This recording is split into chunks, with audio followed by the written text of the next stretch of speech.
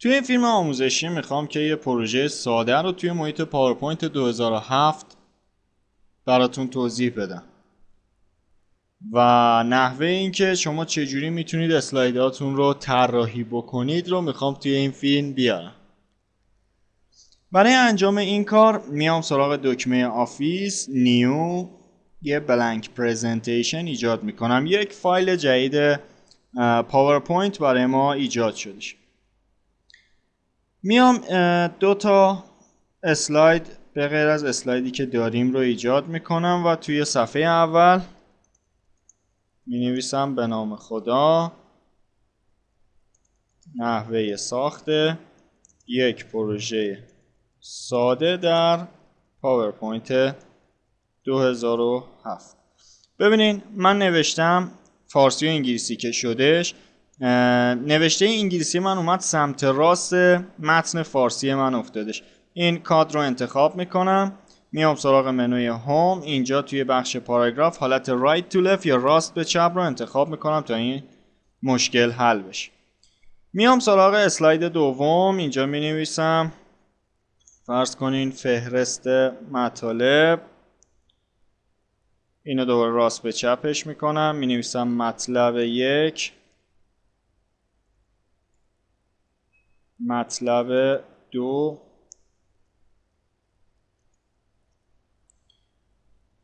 و توی اسلاید سومم می نویسم مطلب 1، مطلب 2 و مطلب 3. خب توی مطلب 1 اسلاید سومم در اصل یک جدول میندازم. اینجا حالا یه سری متن می نویسم.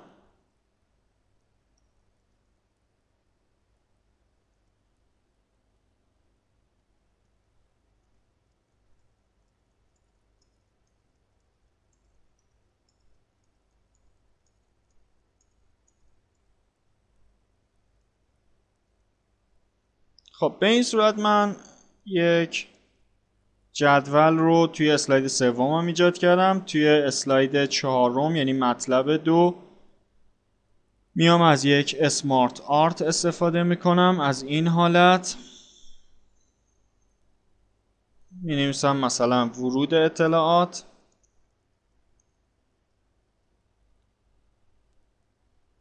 مرحله اول، پردازش اطلاعات،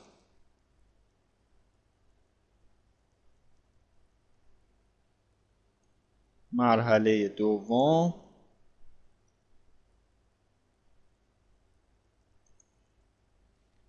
و خروج اطلاعات، مرحله سوم.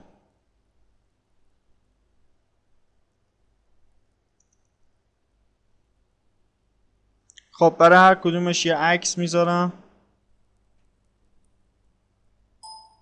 با کلیک کردن روی بخش تصویری که پایینش هستش میتونیم واسه هر کدوم یه عکس بذاریم. میتونم هم اینجا سبک شکلم رو تغییر بدم. ببینین حالتهای مختلفی که اینجا هستش میتونم ازشون استفاده کنم. میتونم چنج کالر رنگ بندی اونا رو تغییر بدم و قسمت سمت چپ رایت تو لفت رو میزنم، اینا راست به چپ میشه. برای اینکه خود داخل کادر هم راست به چپ بشه انتخابشون میکنم، میام سراغ منوی هوم، رایت تو لفت رو میزنم و مرکز میندازمشون سنتر. میتونم این حالت لیست رو براشون غیر فعال بکنم.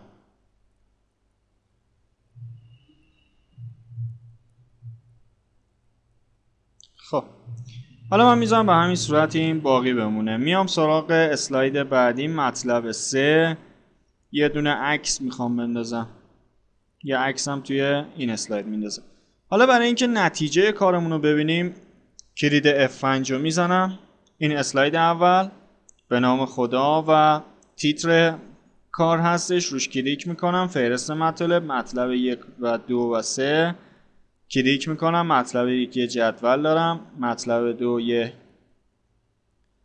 نمودار دارم و توی مطلب 3 یک تصویر. دوباره که کلیک میکنم یه صفحه مشکی و دوباره که کلیک میکنم از حالت نمایش خارج میشه. شما میتونید همین حالت نمایش رو با کلید F5 داشته باشین. میتونید از این قسمت پایین اسلاید شو رو بزنید یا اینکه میتونید بیاین سراغ منوی ویو اینجا اسلاید شو رو بزنید. تو هر سه حالت شما میتونید نتیجه کاری که توی محیط پاورپوینت داخل اسلایداتون انجام دادین رو ببینید.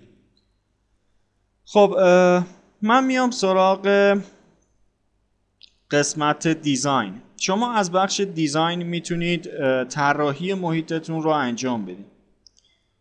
قسمت تمز بهتون اجازه میده طرحهایی که به صورت آماده براتون پاورپوینت گذاشته رو ببینید و هر کدومو که خواستین به محیطتون بر روی اون اعمال بکنید. ببینید من این حالت رو انتخاب میکنم. هر حالتی رو که انتخاب میکنم رو کل اسلایدهای من اعمال میشه. خب اینجا نکته‌ای که وجود داره اینه که زمانی که من یه دونه از این طرح‌ها رو انتخاب میکنم روی کل اسلایدها اون طرح اعمال میشه. ببینید من یه دونه رو انتخاب میکنم، هم اسلاید اول هم بقیه اسلاید هم دقیقا همین طرح رو به خودشون میگیرن. من اگه بخوام یکی از اسلایدام طرح متفاوتی داشته باشه میام سراغ اون اسلاید انتخابش میکنم. حالا یا یه دونه اسلاید یا چند تا اسلایدی که میخوام رو انتخاب میکنم. نحوه انتخاب کردنش هم دقیقا مثل انتخاب کردن آیکونای روی ویندوزه. شما میتونید با کنترل کلیک اسلاید ها رو به صورت غیر همجوار با شیفت و کلیک اسلاید ها رو به صورت همجوار انتخاب بکنید. خب مثلا من این دوتا اسلاید رو انتخاب میکنم یا مثلا از اسلاید 3 تا 5 رو با شیفت انتخاب میکنم. حالا میخوام سبکشون به این صورت در بیاد. روی اون سبکی که مد نظرم هست یا اون تمی که مد نظرمه کلیک راست میکنم و گزینه اپلای تو سلکتد اسلایدز رو میزنم. حالا ببینید اسلاید اولم با همون طرح اولیه و اسلاید دوم ببندم با اون طرحی که من انتخاب کردم نمایش داده میشن. پس من F5 رو میزنم که نتیجه کار رو با هم ببینید. کلیک میکنم روی هر اسلاید و اسلاید بعدی میرم. خب شما میتونید به این صورت یک پروژه خیلی ساده رو با دادن تم یا طرح به محیطتون زیباتر بکنین و این پروژه رو بسازید. خب نکته دیگه ای که هستش اینه که شما میتونین، من توی فیلم قبلی گفتم، میتونین به یک اسلایدی که دارین بک‌گراند یا رنگ زمینه بدین. فرمت بک‌گراند رو میتونید بزنید، بیاید اینجا یه رنگ بهش بدین. مثلا من از این رنگ استفاده میکنم، یعنی هم اون تم یا طرح رو دارم و هم اون رنگی که میخوام رو روش اعمال کردم. خب هر تمی که شما انتخاب میکنید 3 بخش داره. یکی کالرز یا رنگ بندیش هسته. شما میتونید اینجا کالرز یا رنگ بندی اونو کامل تغییر بدین. یه سری رنگای آماده هستش، میتونید از همین استفاده کنید. میتونید create new theme colors رو بزنید و خودتون رنگ هایی که مورد نظرتون هستش رو اینجا انتخاب بکنید و این پایین یه اسم براش قرار بدین. ببینید هر رنگی هم که میخواین استفاده بکنید هم توی سمپل میتونید نمونهش رو ببینید، هم میتونید قسمت سمت چپ عنوانی که مربوط به اون رنگ هستش رو ببینید. من اینو کنسلش میکنم. قسمت فونت رو داریم. شما زمانی که یک تم انتخاب میکنید فونت هایی هم بر روی کارتون اعمال میشه. شما میتونید فونتش رو اینجا تغییر بدین و باز میتونید از طریق create new theme اینجا تم یا طرح محیطتون رو تغییر بدین. مثلا من الان دارم از فارسی استفاده میکنم، میام سراغ فونت create new theme رو میزنم.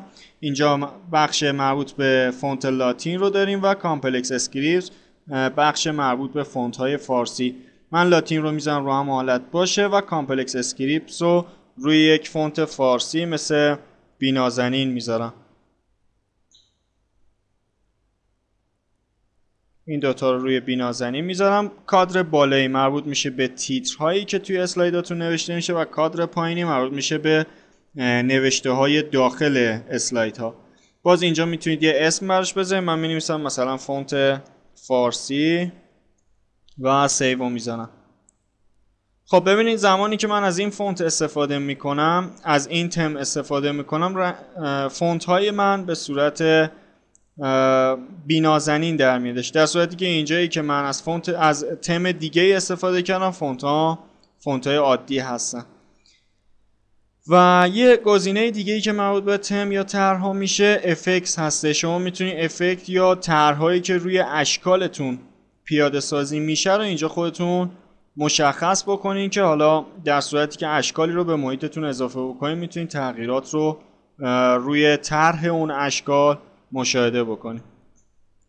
خب پس شما از طریق دیزاین میتونید طراحی محیط رو انجام بدید. من F5 رو میزنم، دوباره این پروژه‌ای که با هم ساختیم رو چک میکنیم. خب این نحوه ساخت یه پروژه ساده و طرح دادن به اسلاید هایی که داخل این پروژه استفاده شده.